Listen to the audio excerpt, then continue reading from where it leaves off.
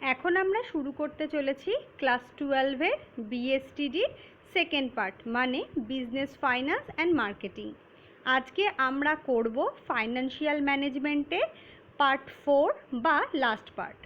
আজকে আমরা দেখব ফিক্সড ক্যাপিটাল এবং ওয়ার্কিং ক্যাপিটাল কাকে বলে এবং কোন কোন ফ্যাক্টরস দ্বারা ফিক্সড ক্যাপিটাল এবং ওয়ার্কিং ক্যাপিটালস অ্যাফেক্টেড হয়। তাহলে আগে আমরা দেখে নিই ফিক্সড ক্যাপিটাল বলতে আমরা কি বুঝি। Every company needs funds to finance its assets and activities। মানে প্রত্যেকটা কোম্পানির ফান্ডের দরকার হয়। কেন? সেই ফান্ড তারা দিয়ে ফিনান্স করে কোনো অ্যাসেটকে বা তাদের প্রত্যেক দিনের কার্যাবলীকে পরিচালনা করে। Investment is required to be made in fixed assets and current assets. অর্থাৎ যে সমস্ত ইনভেস্টমেন্ট সেগুলো করা হয়ে থাকে সাধারণভাবে ফিক্সড অ্যাসেট এবং কারেন্ট অ্যাসেটের ক্ষেত্রে।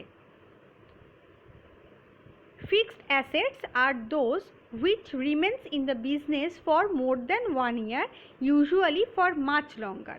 সাধারণভাবে ফিক্সড অ্যাসেটস বলতে আমরা সেই সমস্ত অ্যাসেটগুলোকে বুঝি যেগুলো কোনো বিজনেসে থাকে মিনিমাম মোর দ্যান 1 ইয়ার বা সাধারণভাবে আরও বেশি সময়ের জন্য। সাধারণত এই ধরনের অ্যাসেটগুলো পারচেস করা হয় একটা অর্গানাইজেশনের প্রোডাক্টিভিটিকে বাড়ানোর জন্য। এই অ্যাসেটসগুলো ইউজ করার মাধ্যমে একটা অর্গানাইজেশনের প্রফিটেবিলিটি ইনক্রিজড হয়। দেখে নেব এর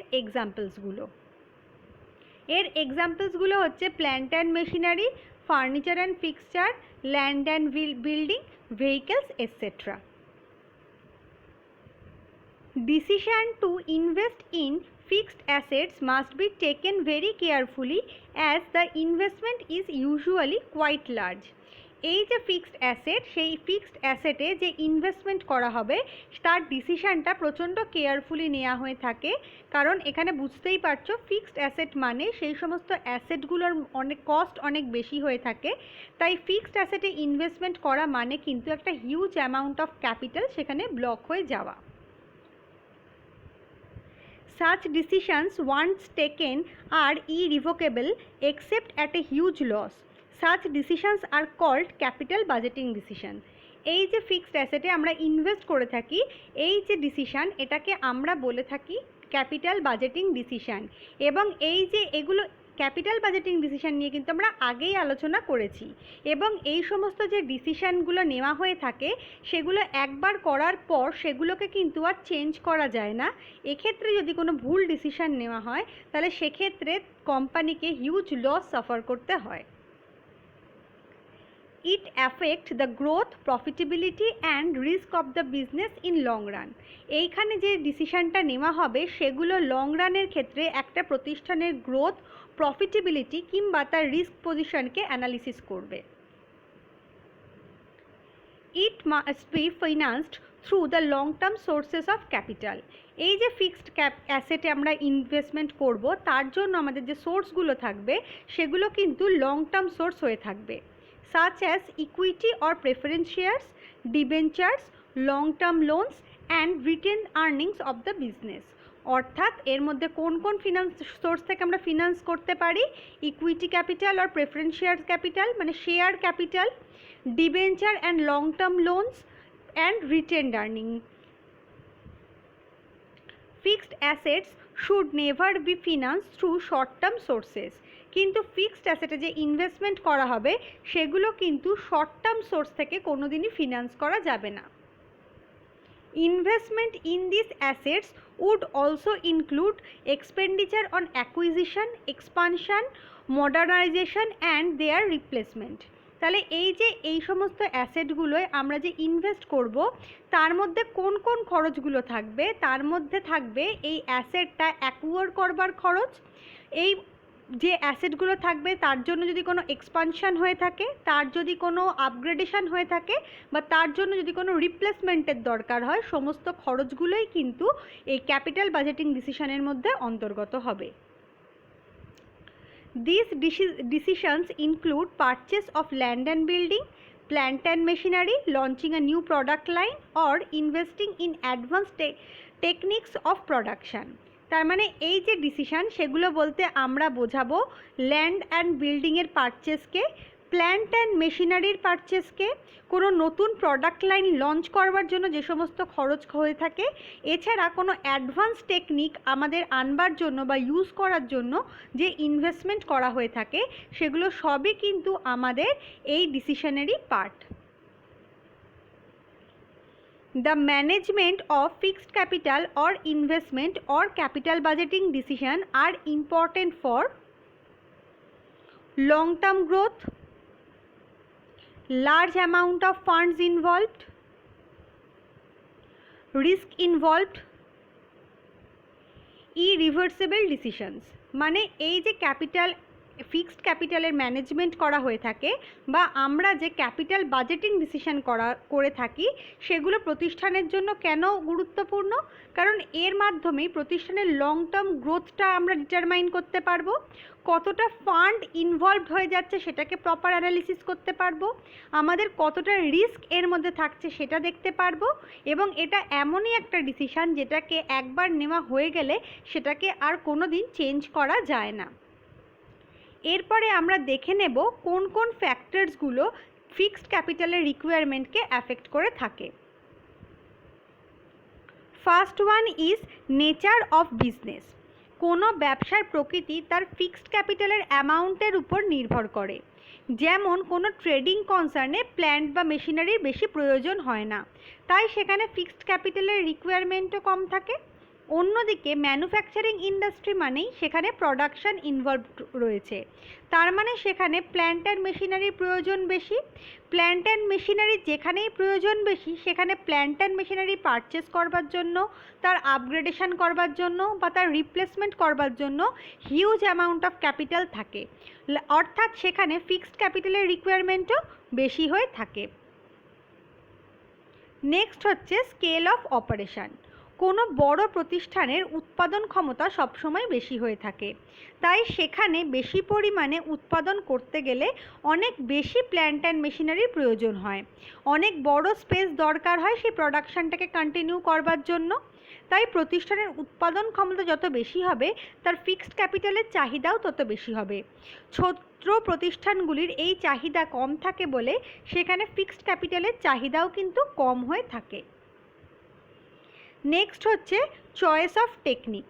মানে কোনো প্রতিষ্ঠান কিভাবে তার উৎপাদন ক্ষমতাকে বাড়াবে বা উৎপাদন করবে, তার দুটো মেথড আছে, একটা হচ্ছে ক্যাপিটাল ইন্টেন্সিভ মেথড, একটা হচ্ছে লেবার ইন্টেন্সিভ মেথড। তাহলে কিছু প্রতিষ্ঠান ক্যাপিটাল ইন্টেন্সিভ মেথড হয়ে প্রোডাকশন করে, আবার কিছু প্রতিষ্ঠান লেবার ইন্টেন্সিভ মেথডকে ফলো করে। ক্যাপিটাল ইন্টেন্সিভ মেথড ফলো করে যে সমস্ত প্রতিষ্ঠান, তাদের প্ল্যান্ট অ্যান্ড মেশিনারিতে ইনভেস্টমেন্ট সবসময় বেশি হয়ে থাকে, কারণ তারা লেবারদের ওপর কম নির্ভর করে থাকে। সেই কারণে প্ল্যান্ট অ্যান্ড মেশিনারিতে বেশি পরিমাণে ইনভেস্টমেন্ট করতে হয়। প্ল্যান্ট অ্যান্ড মেশিনারিতে বেশি পরিমাণে ইনভেস্টমেন্ট করার অর্থ হলো বেশি পরিমাণে ফিক্সড ক্যাপিটালের প্রয়োজন হওয়া। অন্যদিকে লেবার ইন্টেন্সিভ মেথড যারা ফলো করে, তাদের প্ল্যান্ট অ্যান্ড মেশিনারিতে ইনভেস্টমেন্টের পরিমাণ অনেক কম হয়, সেই জন্য তাদের ফিক্সড ক্যাপিটাল ইনভেস্টমেন্টও অনেক কম হয়ে থাকে। নেক্সট হচ্ছে টেকনোলজি আপগ্রেডেশন। কিছু কিছু প্রতিষ্ঠান থাকে যারা যে সমস্ত অ্যাসেট কেনে সেগুলো খুব তাড়াতাড়ি হয়তো অবসোলেট হয়ে যায়, সেই জন্য তাদের সেই সমস্ত অ্যাসেট খুব তাড়াতাড়ি রিপ্লেসমেন্ট করবার দরকার হয়ে থাকে। রিপ্লেসমেন্ট করবার অর্থই হলো সেখানে ফিক্সড ক্যাপিটালকে ইনভেস্ট করা। যেমন যে সমস্ত প্রতিষ্ঠান কম্পিউটার্সের ওপর বেশি নির্ভরশীল, তাদের কম্পিউটারের টেকনিক যদি অবসোলেট হয়ে যায়, তাহলে তাদের সেটাকে রিপ্লেসমেন্ট করার দরকার হয়। এবং আমরা জানি এই সমস্ত কম্পিউটার বা ইলেকট্রনিক যে গুডসগুলো থাকে, সেগুলো যত তাড়াতাড়ি রিপ্লেসমেন্ট করার প্রয়োজন হয়, বাকি যে সমস্ত ফার্নিচার মেশিনারি থাকে সেগুলো অত তাড়াতাড়ি রিপ্লেসমেন্টের প্রয়োজন হয় না। তাই যে সমস্ত প্রতিষ্ঠান কম্পিউটারের ওপর বেস করে তাদের প্রোডাকশান বা তাদের কাজ করে থাকেন, তাদের ক্ষেত্রে ফিক্সড অ্যাসেটের ইনভেস্টমেন্টটা কিন্তু অনেকটা বেড়ে যায়। নেক্সট হচ্ছে গ্রোথ প্রসপেক্ট। একটা প্রতিষ্ঠানের গ্রোথ প্রসপেক্ট যত বেশি হবে তার ফিক্সড অ্যাসেট ইনভেস্টমেন্টও তত বেশি হবে। এমনকি কিছু কিছু ক্ষেত্রে দেখা যায় প্রতিষ্ঠানটির গ্রোথের সম্ভাবনা বেশি থাকলেও কোম্পানিকে নিজের ক্যাপাসিটি অনুযায়ী তার ডিমান্ডের এক্সপেকটেশন মিট করবার জন্য বেশি পরিমাণে প্রোডাকশন করতে হয়। তার জন্য লার্জ ইনভেস্টমেন্টের দরকার হয়। এখানে হায়ার ইনভেস্টমেন্ট বলতে কিন্তু হায়ার ফিক্সড ক্যাপিটাল ইনভেস্টমেন্টকেই বোঝানো হয়েছে। নেক্সট হচ্ছে ডাইভার্সিফিকেশান। তাহলে আমাদের জানতে হবে ডাইভার্সিফিকেশান বলতে আমরা কি বুঝি। ডাইভার্সিফিকেশান বলতে কোনো প্রতিষ্ঠানের কাজের পরিধিকে বিস্তৃত করাকে বোঝায়। বিভিন্ন কারণে ডাইভার্সিফিকেশান করা হয়ে থাকে। ডাইভার্সিফিকেশান যত বেশি হবে ফিক্সড ক্যাপিটালের ইনভলভমেন্টও কিন্তু তত বাড়বে। যেমন কোনো টেক্সটাইল কোম্পানি যদি নিজের কাজ ছাড়াও কোম্পানিকে ডাইভার্সিফাই করতে চায় এবং সে সিমেন্ট ম্যানুফ্যাকচারিং প্ল্যান্টের দিকে ঝোঁকে, তাহলে সেক্ষেত্রে কিন্তু পুরো প্ল্যান্ট সেট আপ করতে, তার কাজ পরিচালনা করতে এবং প্রোডাকশন করবার জন্য huge amount of fixed capital ইনভেস্টমেন্টের দরকার হয়ে পড়বে। নেক্সট হচ্ছে ফাইন্যান্সিং অল্টারনেটিভ। কোনো ডেভেলপ ফাইন্যান্স মার্কেট সবসময় লিজ ফেসিলিটি প্রোভাইড করে থাকে। তখন কোনো প্রতিষ্ঠান অল্টারনেটিভলি ভাবতে পারবে যে তারা লিজ নেবে নাকি পারচেস করবে। কারণ যদি কোনো প্রতিষ্ঠান কোনো অ্যাসেট লিজ নেয় তবে তাকে অবশ্যই রেন্টাল পে করতে হবে, কিন্তু সেই সমস্ত অ্যাসেট যদি লিজ না নিয়ে পারচেস করা হয় তাহলে সেক্ষেত্রে কিন্তু হিউজ ফিক্সড ক্যাপিটাল সেখানে ইনভলভমেন্ট হয়ে পড়বে। এই খরচটাকে লিজের মাধ্যমে অ্যাভয়েড করা যেতে পারে। তাই বলা হয় লিজের অপশানের অ্যাভেলেবিলিটি থাকলে একটা ফার্ম ফিক্সড ক্যাপিটাল রিকোয়ারমেন্ট কমাতে পারে। কিন্তু হাই রিস্ক লাইন অফ বিজনেসের ক্ষেত্রেই একমাত্র এই স্ট্র্যাটেজিকে এফেক্টিভ হিসাবে ধরা হয়।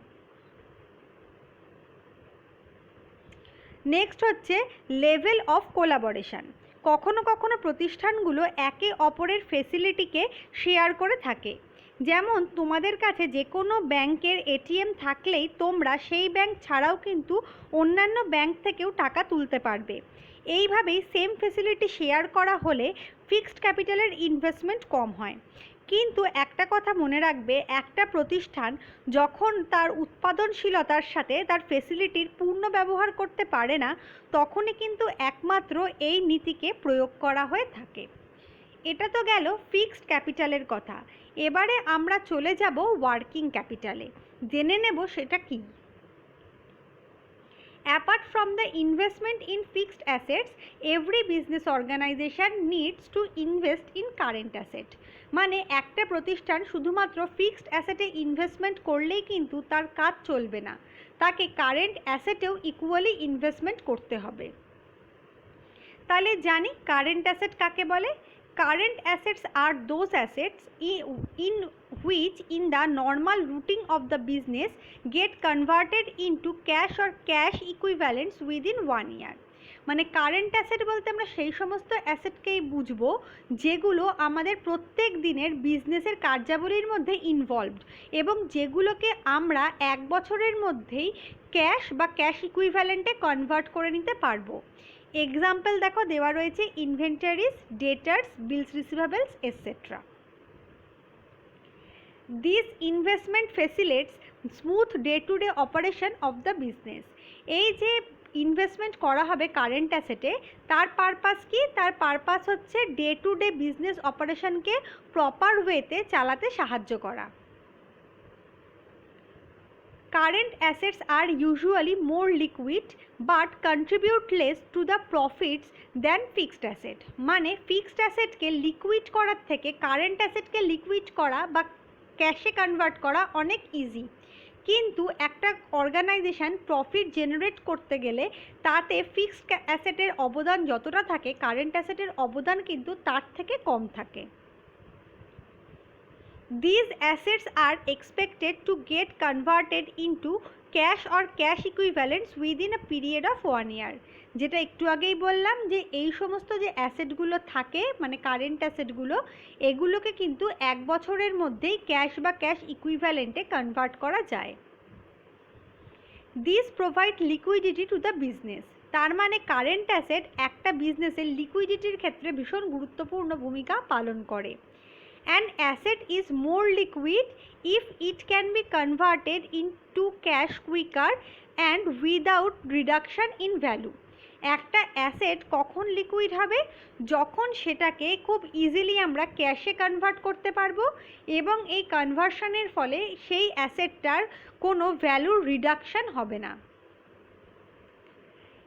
Insufficient investment in current assets may make it more difficult for an organization to meet its payment obligation. মানে কারেন্ট অ্যাসেটের ক্ষেত্রে যদি আমাদের যে ইনভেস্টমেন্ট সেটা ইনসাফিসিয়েন্ট হয়ে থাকে, তাহলে একটা অর্গানাইজেশনকে তার প্রত্যেক দিনের কার্যাবলীর মধ্যে যে পেমেন্ট অব্লিগেশনগুলো ফুলফিল করতে হবে সেগুলো করা কিন্তু অনেক ডিফিকাল্ট হয়ে যাবে। Hence, a balance needs to be struck between liquidity and profitability. সুতরাং প্রত্যেকটা প্রতিষ্ঠানকেই একটা ব্যালেন্স মেনটেন করতে হবে তার লিকুইডিটি এবং প্রফিটেবিলিটির ওপর। এই লিকুইডিটি প্রোভাইড করবে কারেন্ট অ্যাসেট, আর প্রফিটেবিলিটির জন্য আমাদের গুরুত্বপূর্ণ ভূমিকা নেবে ফিক্সড অ্যাসেট। তার মানে একটা কোম্পানিকে একটা প্রপার অ্যানালিসিস করে ফিক্সড অ্যাসেট এবং কারেন্ট অ্যাসেট দুটোতেই কিন্তু ইনভেস্ট করতে হবে। তাহলে এবার জানবো কারেন্ট লাইবিলিটিস কি। Current liabilities are those payment obligations which are due for payment within 1 year। মানে কারেন্ট অ্যাসেটের ঠিক উল্টোটা হচ্ছে কারেন্ট লাইবিলিটি। এগুলো হচ্ছে সেই সমস্ত লাইবিলিটি যেগুলো একটা প্রতিষ্ঠানকে 1 বছরের মধ্যে পেমেন্ট করে দিতে হবে। এক্সাম্পলস দেখো দেওয়া রয়েছে, bills payable, creditors, outstanding expenses and advance received from customers etcetera. Some part of current assets is usually financed through short-term sources, that is current liabilities. Current asset যে থাকে তার মধ্যে কিছু পার্ট থাকে যেগুলো শর্ট টার্ম সোর্স দ্বারা finance করা যেতে পারে। এই শর্ট টার্ম সোর্সটাকেই কিন্তু আমরা কারেন্ট লাইবিলিটি বলে থাকি। The rest is financed through long-term sources and is called net working capital. আর বাকি যে পোর্শনটা থাকে সেটাকে ফিনান্স করে নেট ওয়ার্কিং ক্যাপিটাল। তাহলে আমাদের জানতে হবে নেট ওয়ার্কিং ক্যাপিটাল বলতে আমরা কি বুঝি। Net working capital equal to current asset minus current liabilities. অর্থাৎ নেট ওয়ার্কিং ক্যাপিটাল বলতে আমরা বুঝি কারেন্ট অ্যাসেট এবং current লাইবিলিটির ডিফারেন্সকে। Net working capital may be defined as the excess of current assets over current liabilities. সুতরাং net working capital বলতে আমরা বুঝি একটা কোম্পানির কতটা কারেন্ট অ্যাসেট কারেন্ট লাইবিলিটিসের থেকে বেশি আছে। এরপরে আমরা চলে যাব কোন কোন ফ্যাক্টরসগুলো ওয়ার্কিং ক্যাপিটালের রিকোয়ারমেন্টকে অ্যাফেক্ট করে থাকে। First one is nature of business. কোনো প্রতিষ্ঠানের সাইজ বা কোনো প্রতিষ্ঠানের নেচার দিয়ে সেই প্রতিষ্ঠানের ওয়ার্কিং ক্যাপিটালের রিকোয়ারমেন্টকে বোঝা যায়। যেমন কোনো ট্রেডিং অর্গানাইজেশনে কোনো প্রসেসিং ইনভলভমেন্ট থাকে না, অর্থাৎ ট্রেডিং অর্গানাইজেশনগুলো একটা জায়গা থেকে জিনিস কিনে এনে অপর জায়গায় বিক্রি করে, তাই জন্য তাদের ওয়ার্কিং ক্যাপিটালের রিকোয়ারমেন্ট অনেক কম থাকে। আবার ম্যানুফ্যাকচারিং ইন্ডাস্ট্রি যেগুলো থাকে সেগুলো র মেটেরিয়ালকে কেনে, তারপরে সেগুলোর প্রকিউরমেন্ট হয়, বিভিন্ন প্রসেস ইনভলভড হয়, তারপরে সেটা ফিনিশ গুডসে কনভার্টেড হয়, তারপর সেই ফিনিশ গুডসটাকে আমরা বাজারে বিক্রি করি, সেখানে আমাদের ডেটার্স হয় এবং যেহেতু অনেকটা প্রসেস ইনভলভ থাকে সেই জন্য আমাদের হয়তো অনেক সময় বিজনেস চালাতে গেলে কিছু ক্রেডিটার্সেরও দরকার হয়ে পড়ে। এগুলো যদি তোমরা একটু অ্যানালিসিস করো তাহলে এগুলো দেখবে সবটাই ইদার কারেন্ট অ্যাসেট বা কারেন্ট লাইবিলিটিসের পার্ট। আর আমরা একটু আগেই দেখলাম নেট ওয়ার্কিং ক্যাপিটাল মানে কারেন্ট অ্যাসেট আর কারেন্ট লাইবিলিটিসের ডিফারেন্স। সেই জন্য আমাদের এখানে বলা হয়ে থাকে যে ম্যানুফ্যাকচারিং ইন্ডাস্ট্রির ওয়ার্কিং ক্যাপিটাল রিকোয়ারমেন্ট সবসময় ট্রেডিং অর্গানাইজেশনের থেকে বেশি হবে। নেক্সট হচ্ছে স্কেল অফ অপারেশন।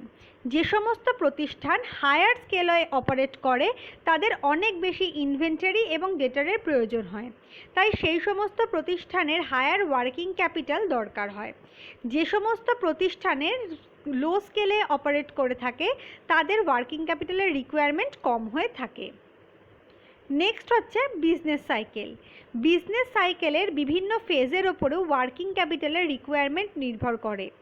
যখন প্রতিষ্ঠানটির অবস্থা ভালো হয় তখন তার সেলস বেড়ে যায়। সেলস বাড়ার অর্থ হচ্ছে প্রোডাকশান বাড়া, তাই তখন লার্জ অ্যামাউন্টে ওয়ার্কিং ক্যাপিটালের দরকার হয়। আবার মন্দার সময় কোনো প্রতিষ্ঠানে সেলসের পরিমাণ কমে যায়। সেলসের পরিমাণ কমে যাওয়ার অর্থ তার প্রোডাকশানও কমে যাওয়া, সুতরাং সেক্ষেত্রে তার ওয়ার্কিং ক্যাপিটাল কম লাগে। নেক্সট হচ্ছে সিজনাল ফ্যাক্টরস। প্রতিটি প্রতিষ্ঠানের উৎপাদিত পণ্য বিক্রি করবার জন্য কিছু স্পেসিফিক সিজনের ওপর ডিপেন্ড করে। পিক সিজনে উৎপাদন ক্ষমতা সবসময় বেশি হয়ে থাকে, তাই বেশি ওয়ার্কিং ক্যাপিটালেরও দরকার হয়।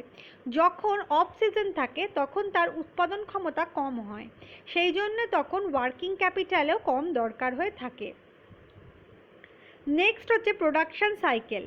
প্রোডাকশান সাইকেল বলতে আমরা কোনো প্রতিষ্ঠানে র মেটেরিয়াল পাবার পর থেকে তাকে ফিনিশ গুডসে কনভার্সন পর্যন্ত টাইম গ্যাপকে বুঝে থাকি।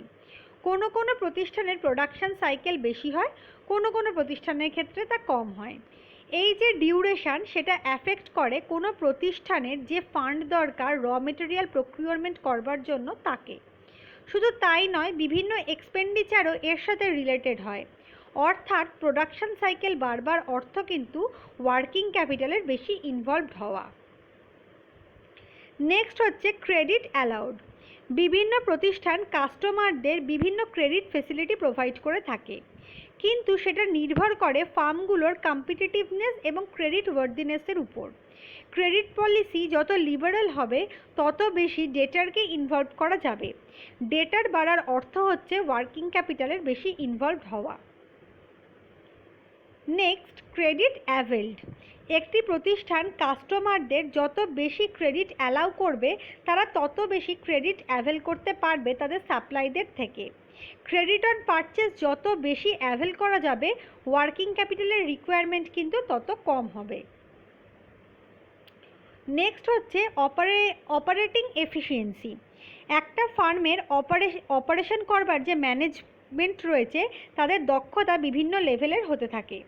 ফার্ম র মেটেরিয়াল যত এফিশিয়েন্টলি ম্যানেজ করতে পারবে তত ইনভেন্টরি টার্নওভার হাই হবে। আবার ডেটার টার্নওভার রেশিও দিয়ে দেখা যেতে পারে ফার্ম কত এফিশিয়েন্টলি ব্লকড ডেটারকে রিলিজ করতে পারবে। তাই যত এফিশিয়েন্টলি ফার্ম ম্যানেজ করতে পারবে তার অপারেশন তত র মেটেরিয়াল লেভেল, ফিনিশ গুডস এবং ডেটার্সের পরিমাণ কম হবে, অর্থাৎ আমাদের ওয়ার্কিং ক্যাপিটাল কিন্তু কম লাগবে। অ্যাভেলেবিলিটি অফ র মেটেরিয়াল। কোনো প্রতিষ্ঠানের র মেটেরিয়াল যত ইজিলি অ্যাভেল করা যাবে এবং সেটা অ্যাভেল করবার জন্য যত কন্টিনিউয়াস প্রসেস ইনভলভ থাকবে তত আমাদের কম স্টক লেভেল মেনটেন করতে হবে। শুধু তাই নয়, অর্ডার প্লেসমেন্ট এবং অ্যাকচুয়াল রিসিট করবার জন্য যে টাইম গ্যাপটা থাকবে সেটাও কিন্তু ইম্পর্টেন্ট। এই টাইম গ্যাপ যত বাড়বে তত বেশি পরিমাণে র মেটেরিয়াল স্টোর করবার দরকার হবে, অর্থাৎ বেশি অ্যামাউন্টের ওয়ার্কিং ক্যাপিটালের প্রয়োজন হয়ে পড়বে। নেক্সট হচ্ছে গ্রোথ প্রসপেক্ট। একটা প্রতিষ্ঠানের গ্রোথ প্রসপেক্ট কত আছে সেটাও কিন্তু প্রতিষ্ঠানটির ওয়ার্কিং ক্যাপিটালকে অ্যাফেক্ট করে থাকে। কারণ গ্রোথ প্রসপেক্ট বেশি হওয়ার অর্থ হচ্ছে কোনো প্রতিষ্ঠানের প্রোডাকশান বেশি হওয়া। কোনো প্রতিষ্ঠানের প্রোডাকশান যত বেশি হবে তত বেশি আমাদের র মেটেরিয়াল এবং আদার ইনভেন্টারিজের প্রয়োজন হবে, তত আমাদের সেলস বাড়বে। সেলস বাড়ার অর্থ তার মধ্যে ডেটারের ইনভলভমেন্ট বাড়বে এবং ডেটার যত বাড়বে তত আমাদের আরও বেশি পরিমাণে প্রোডাকশান করবার জন্য আরও বেশি অ্যামাউন্ট অ্যারেঞ্জ করতে হবে, যার জন্য আমাদের ক্রেডিটার্সও বাড়বে। সুতরাং এটার জন্য কিন্তু ওভারঅল যে ওয়ার্কিং ক্যাপিটালের রিকোয়ারমেন্ট সেটাও বেড়ে যাবে। নেক্সট হচ্ছে level of competition. Level of competition ঠিক একইভাবে যত বাড়বে তত আমাদের বিভিন্ন রকম কারেন্ট অ্যাসেট এবং কারেন্ট লাইবিলিটিসের বেশি দরকার হয়ে পড়বে, কারণ তখন অর্গানাইজেশনের প্রোডাক্টিভিটি অনেক বাড়বে। আর আমরা জানি অর্গানাইজেশনের প্রোডাক্টিভিটি বাড়ানোর জন্য যে অ্যাসেটের প্রোডাক্টিভিটি বাড়ানোর জন্য না, productivity day to day run করবার জন্য যে অ্যাসেটের দরকার হয় তাকে আমরা কারেন্ট অ্যাসেট বলে থাকি। তাই কারেন্ট অ্যাসেট যত বেশি ইনভলভড হবে ওয়ার্কিং ক্যাপিটালও কিন্তু তত বেশি লাগবে। নেক্সট হচ্ছে ইনফ্লেশন। প্রাইস লেভেল যত হাই হবে তত আমাদের একটা ফিক্সড ভলিউম মেনটেন করতে হবে। প্রাইস লেভেল হাই হওয়ার অর্থ হচ্ছে ইনফ্লেশন রেট যত বাড়বে তত ওয়ার্কিং ক্যাপিটাল রিকোয়ারমেন্ট বাড়বে, কিন্তু অ্যাকচুয়াল রিকোয়ারমেন্ট ডিপেন্ড করবে বিভিন্ন কম্পোনেন্টের প্রাইস রেট কীভাবে চেঞ্জ হচ্ছে তার ওপর। সুতরাং আমরা বলতে পারি এই সমস্ত ফ্যাক্টর যেগুলো থাকছে সেগুলো কিন্তু সবকটাই ওয়ার্কিং ক্যাপিটালকে কম বেশি অ্যাফেক্ট করবে। আমাদের এই টপিকটা এখানেই শেষ। পরের দিন আমরা আবার একটা নতুন টপিক নিয়ে আলোচনা করব।